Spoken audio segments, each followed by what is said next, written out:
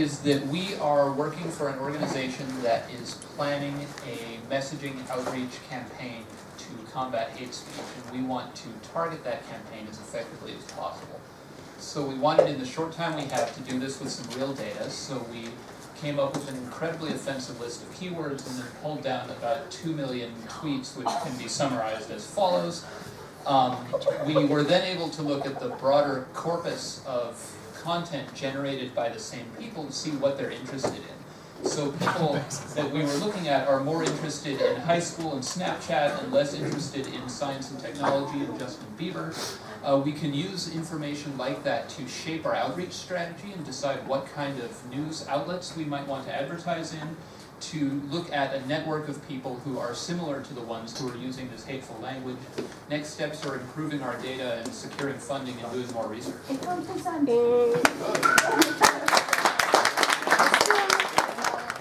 Thank you. So the problem is hate speech is all around us, but we're not actually aware of that. So what we want to do is make people aware of the problem. How we do that? We partnered with the city of Venlo to help navigate hate speech and your local community. So what you can do is you take the app, you log in, either with a login name or anonymously using your geolocated data, and using Twitter APIs and a legal disclaimer that prevents us from being responsible for anything that actually happens from you using this app.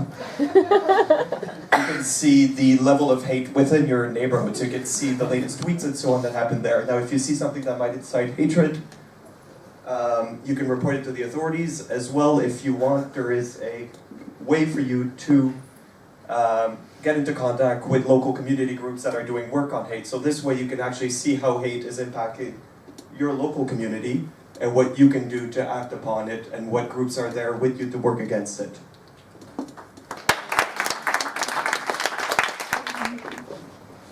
Yeah, so this is the situation now. So this is real comments that are on the Guardian for this article. So now there are even 8 comments or they are removed.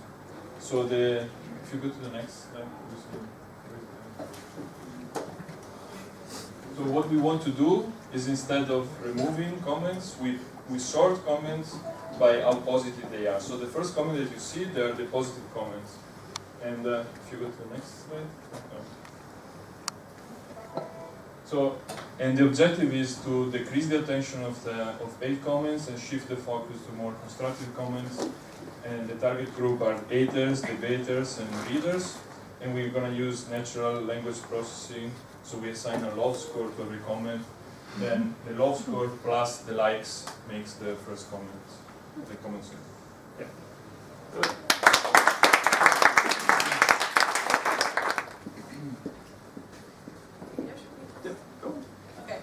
Hello, we're #LoveSpeech, and the most common hate speech on HateBase is linked to ethnicity, so that's where we're focusing on.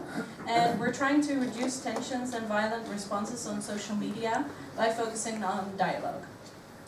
So we also have prepared an example, actually, that could or has maybe appeared in real life. So one person saying something, for her opinion, positive about the refugee movement, another person commenting in a very violent way to this comment.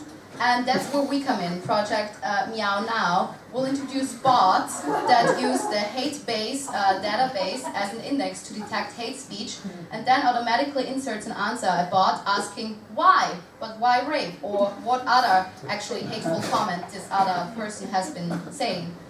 So we are using APIs to tap into social media channels. We're using real-time processing, so we're actually not storing the data of these people. So there is data privacy that is secured, and we really want to focus on dialogue. Thank you.